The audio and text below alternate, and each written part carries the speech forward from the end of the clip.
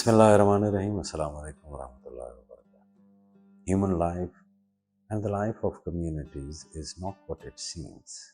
In fact, it follows a pattern evident to some and concealed to others. Again, more than one pattern is moving at a time, yet man take one part of one pattern and try to weld it with another. They consistently find what they expect, not what is really there. Let us consider, for example, three things: the wheat in the field, the water in the stream, and the salt in the mine. This is the condition of natural man. He is a being which is both complete and, in some senses, and has further uses and capacities in further senses. Each of the three items is representative here of substances in a state of potentiality. They may remain as they are, or circumstances, and in the case of man, effort may transform them. This is the condition of the first domain, or state of man. In the second domain, however, we have a stage in which something further can be done. The wheat, by the effort and knowledge, is collected and ground into flour. The water is taken from the stream and stored for a further use.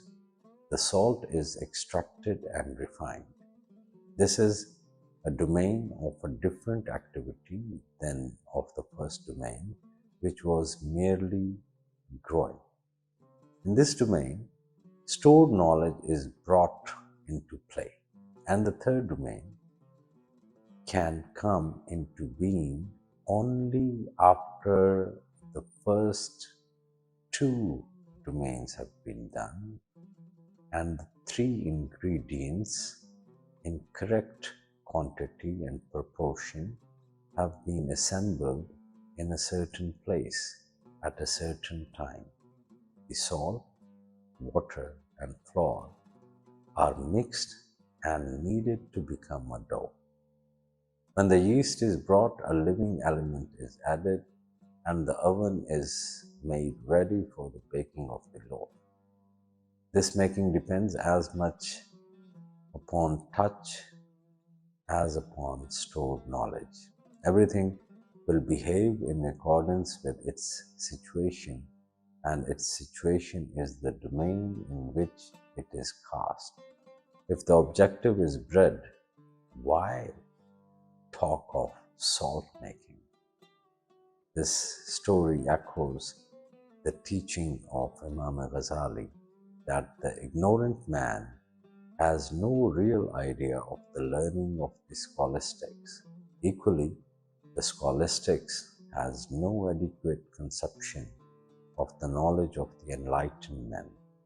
It also underlines the Darwish belief that the traditionalist, religious, metaphysical or philosophical schools are continuing to grind flour and cannot progress further, lacking the presence of men of insight who appear only rarely.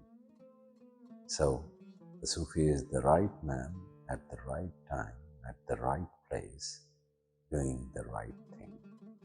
Thank you very much.